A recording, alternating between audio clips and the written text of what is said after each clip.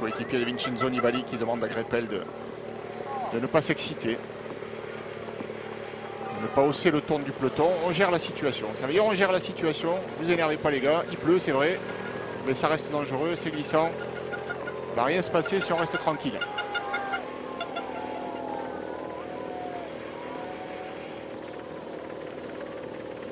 Et voilà l'entrée des 5 hommes de tête à Remiremont. 40 km de l'arrivée. 40 km 500. Et ça compte aujourd'hui. Ça compte. Surtout que les 500 derniers mètres ne sont pas faciles. La fin d'étape est très compliquée. Et la pluie est venue donner un côté un petit peu plus dantesque à cette étape. Importante. Troisième grand rendez-vous du Tour de France 2014. Il y avait eu cette deuxième étape. C'était entre York et Sheffield, avec ce petit air de Liège, Bastogne-Liège. Le coup d'éclat de Vincenzo Nibali, victoire d'étape et maillot jaune pour le coureur italien qui ne l'a toujours pas rendu. Il l'a sur les épaules et il le garde. Il y a eu ensuite cette étape mercredi entre entre Ypres et Wallers-Arambert, la porte du Hainaut. Ce petit air de Paris-Roubaix, c'était le deuxième grand rendez-vous sur la route du Tour. L'étape a été humide, la pluie était au rendez-vous, les pavés mouillés. Cette étape a été dantesque, marquera à tout jamais l'histoire du Tour de France. Christopher Froome a quitté la route du Tour cet après-midi-là. Vincenzo Nibali a frappé les esprits en reléguant tout le monde à plus de 2 minutes. Eh bien, le troisième grand rendez-vous sur ce Tour 2014, sur cette 101e édition, c'est ce week-end, 3 jours dans les Vosges, 3 jours très prometteurs et en plus la pluie vient de s'inviter sur la route du Tour. Regardez les visages tendus, les visages crispés en tête de peloton. Ici Sébastien Minard, à droite les coéquipiers de Bauke Mollema. On aperçoit ici l'équipe Netap, les coéquipiers d'Alejandro Valverde. On entoure le maillot jaune. Jürgen Van den Broek ici en 3e position. Et les échappés qui ont perdu 1 minute depuis qu'il pleut. Le peloton s'est un petit peu énervé. On a haussé le ton. Voilà, on roule davantage en rang serré. Tout à l'heure, c'était détendu, ça discutait, il y avait des sourires. Et là, le stress est à nouveau revenu. Évidemment, la consigne est la même pour tous. Roulez devant, attention aux chutes, les gars. Mais il n'y a pas la place pour tout le monde devant. Du coup, le peloton, par inertie, va de plus en plus vite. Il accélère son rythme et revient sur les échappés quelque peu. Mais l'écart reste très important. Pas de danger de retour pour ce qui est de la victoire d'étape. L'un des 5 l'emportera tout à l'heure, mais attention de rester vigilant quand même dans le peloton.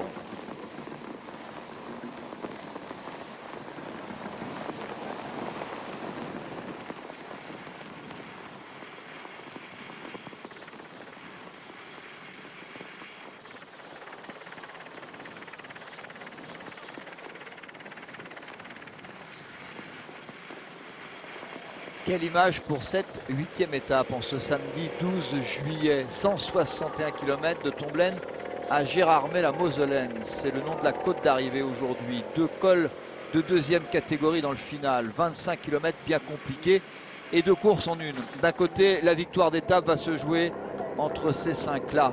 51 km couverts dans la première heure par Sylvain Chabanel et Niki Terpstra, l'ancien champion de France et l'ancien champion des Pays-Bas. Ces 2 hommes rejoints par un trio formé de 2 coureurs français. Blel Kadri ici, né à Bordeaux, mais désormais installé à Toulouse. Et Adrien Petit, le nordiste. Il était chez lui lors du départ l'autre jour à Arras. Et pour les accompagner, un homme qui connaît bien la pluie. Normal, il est anglais. Bon, remarquez, pendant 3 jours, pendant le grand départ du Tour de France, on n'a jamais vu une goutte d'eau. Donc, et puis il a fait soleil. C'était Simon Yates qui était là. C'est bon pour les fleurs, vous me direz. La pluie, Jean-Paul, bien sûr.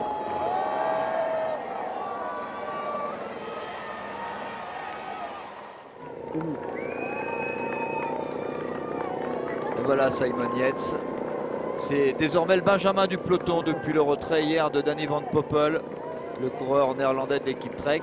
Simon Yates, 22 ans, qui n'est pas venu avec son jumeau, Adam Yates. Et sur la ligne d'arrivée, le bruit est significatif. L'orage est là. Il tonne à Gérardmer. Sylvain Chavanel, Blaise Cadry, Adrien Petit, les 3 coureurs français en tête de ce club des 5 aujourd'hui. Niki Terpstra, Simon Yates, voilà pour le point de repère. Maillot Yam sur un vélo orange, maillot tout rouge que vous avez vu beaucoup à pas à l'avant dans les échappées sur ce Tour de France. C'est le maillot d'équipe Cofidis, le maillot d'équipe AG2R La Mondiale, Omega Pharma Quick-Step et Orica Green Edge. Alors qu'on se met à rouler en tête de peloton, Laurent Jalabert, ici à l'image de Samuel Dumoulin. Et oui, la côte approche, 11 km encore, le pied de la côte, et puis cette pluie voilà, qui excite tout le monde. Là, on veut placer à l'avant les différents leaders. On a vu les Belkin pour Bokeh-Mollema, Samuel Dumoulin pour Romain Bardet et Jean-Christophe Perrault. On a en mémoire bien sûr les chutes de ces derniers jours, le temps perdu par certains leaders, et la consigne est la même pour tous. Et on voit les coureurs de cette équipe Astana, les équipiers du maillot jaune, essayer de rassurer tout le monde. Vous vous énervez pas, ça ne sert à rien, on ne va pas accélérer. Si on reste calme, ça se passera bien. Mais c'est comme ça, c'est plus fort que... C'est plus fort qu'eux en fait. Voilà, par crainte d'être pris au piège, eh bien, le peloton accélère.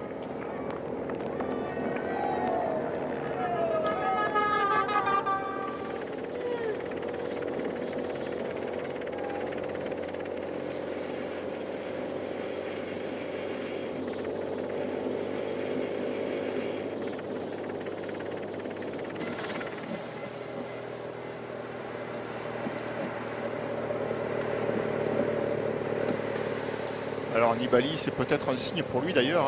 C'est un garçon qui affectionne ces conditions météo.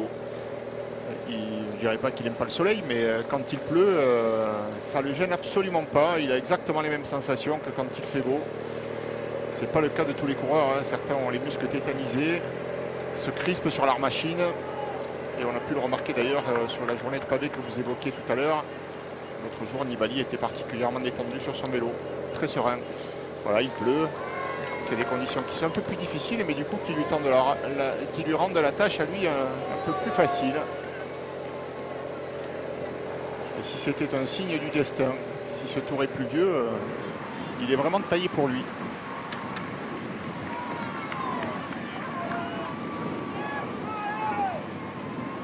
Et peloton en file indienne, ou presque. Là, avec les imperméables, c'est pas facile. Ça fait parachute un peu. Un peloton qui approche de Remiremont, qui est la ville natale de Julien Absalon, champion du monde de champion olympique aussi, et champion du monde de VTT. Et également de Chantal Goya. Il n'est pas champion olympique. C'est aussi la cité d'une actrice qui s'appelle Emmanuelle Riva. Elle a joué dans Hiroshima, mon amour, notamment. Un petit coucou à Pascal Riva, ancien médecin sur le Tour de France, qui nous regarde à la télévision aujourd'hui et à qui on souhaite un prompt rétablissement et moins de soucis de santé. On l'a dit, 2 courses en une aujourd'hui, la victoire d'étape et puis peut-être une bagarre pour le maillot jaune. Alberto Contador va-t-il attaquer? C'est la question que j'ai envie de vous poser, Nicolas G. Eh bien, je vais la poser à Bjarne Riis, le manager de l'équipe Tinkoff Saxo Bank. Bonjour Bjarne. Bonjour. La question est simple, vous me voyez venir, c'est est-ce qu'Alberto Contador va attaquer aujourd'hui? Bah écoute, je sais pas, on va demander à lui. Il me répond avec un grand sourire. Bjarne, comment va Alberto avec ces conditions difficiles, cette pluie? Comment va Alberto? Non, il va bien. Pour lui, la pluie, c'est pas un problème. Il est content de sa condition, sa position pour l'instant, ça va. Je vais vous poser la question autrement. Est-ce que vous pensez, on va passer le virage, est-ce que vous pensez, Bjarne, qu'aujourd'hui, ce final peut être propice à des attaques pour le classement général de Mollema, de Talansky ou d'autres aujourd'hui? Bah écoute, quelques-uns vont attaquer, c'est sûr. Qui, on verra. Ok, pour l'instant il pleut, ça sera encore un peu plus difficile pour quelques-uns. Mais oui, les prochains 3 jours, on va voir des attaques, ça c'est sûr. Merci beaucoup, Bjarne. Dans moins de 10 km, les choses sérieuses vont arriver. Regardez, ce sont les Katusha qui sont en train de mener maintenant pour peut-être Joaquim Rodriguez. On l'a souvent vu à l'arrière du peloton, mais le coureur espagnol, après une semaine sur le Tour de France, victime d'une chute sur le Tour d'Italie. D'ailleurs, il ne devait pas être sur le Tour de France. Finalement, il n'a pas beaucoup couru sur le Giro d'Italia, malheureusement pour lui. Il est donc là, on ne l'a pas beaucoup vu devant. Peut-être aujourd'hui, le profil s'y prête et on a aperçu Vincenzo Nibali, le leader du Tour de France, enlever son imperméable parce que les choses sérieuses, en tout cas, la route va s'élever. Le profil va complètement changer.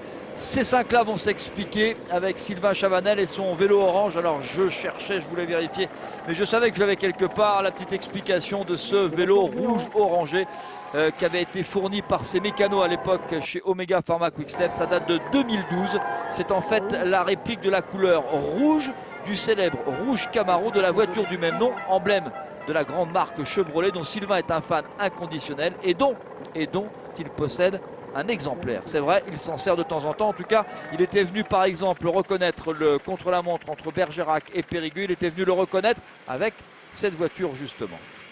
L'abbaye Saint-Pierre de Remiremont, c'est une abbaye très particulière. On l'appelle l'abbaye au chapitre de dames nobles, puisqu'il y avait ici 50 chanoinesses qui étaient choisies parmi celles qui pouvaient fournir la preuve de leur ascendance noble, avec 4 lignes de noblesse maternelle et 4 paternelles. Alors ça, c'était vraiment très particulier et c'était pour la noblesse de la région comtoise, bourguignonne et lorraine un honneur d'avoir une fille chanoinesse. Une fille du roi de France, Henri IV, qui sera refusée d'ailleurs pour manquement de noblesse. Sa mère, Marie de Médicis, descendait d'une famille initialement roturière. L'accélération du peloton réduit l'écart, ça n'est pas très important pour les 5 hommes de tête. 8-19. Pour la première fois sur ce Tour de France, l'échappée du jour sera aussi la bonne échappée.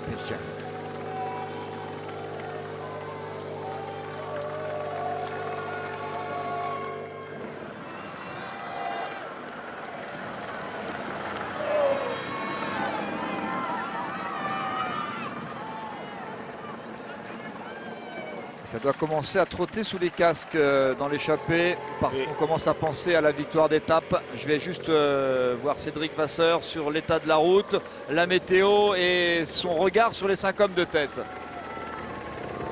Oui, pas de changement en ce qui concerne la météo, un ciel toujours bien gris et je pense des averses qui vont accompagner les coureurs jusqu'à la ligne d'arrivée.